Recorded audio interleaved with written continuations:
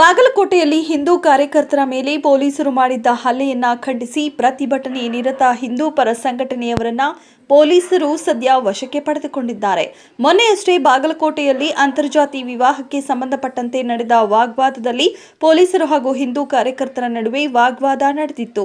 ಆನಂತರದಲ್ಲಿ ಪೊಲೀಸರ ಮೇಲೆ ಹಲ್ಲೆ ಮಾಡಿದ್ದಾರೆ ಎನ್ನುವ ಆರೋಪವನ್ನ ಮಾಡಿರುವ ಹಿಂದೂ ಕಾರ್ಯಕರ್ತರು ಇಂದು ಹಿಂದೂ ಕಾರ್ಯಕರ್ತರ ಮೇಲೆ ಆಗಿರುವ ಅನ್ಯಾಯದ ವಿರುದ್ಧ ಬಾದಾಮಿಯಲ್ಲಿ ಪ್ರತಿಭಟನೆ ನಡೆಸಲು ಪ್ರಯತ್ನಿಸಿದಾಗ ಪೊಲೀಸರು ನೀತಿ ಸಂಹಿತೆ ಇರುವ ಕಾರಣಕ್ಕೆ ಪ್ರತಿಭಟನೆಗೆ ಅವಕಾಶ ಕೊಡದೆ ಪ್ರತಿಭಟನಾ ನಿರತ ಹಿಂದೂ ಸಂಘಟನೆಯವರನ್ನ ಬಂಧಿಸಿ ಪೊಲೀಸ್ ವಾಹನದಲ್ಲಿ ಕರೆದೊಯ್ದರು. ಇನ್ನು ಪ್ರತಿಭಟನಾಕಾರರನ್ನ ಪೊಲೀಸ್ ವಾಹನದಲ್ಲಿ ಕರೆದೊಯ್ಯುವ ವೇಳೆ ಸಾಕಷ್ಟು ಸಮಯ ಪೊಲೀಸರು ಹಾಗೂ ಹಿಂದೂ ಕಾರ್ಯಕರ್ತರ ನಡುವೆ ವಾಗ್ವಾದ ನಡೆಯುತ್ತಾದರೂ ಪೊಲೀಸರು ಅವರನ್ನ ವಶಕ್ಕೆ ಪಡೆದು ನಂತರ ಬಿಡುಗಡೆಗೊಳಿಸಿದ ಘಟನೆ ಬಾದಾಮಿಯಲ್ಲಿ ನಡೆದಿದೆ.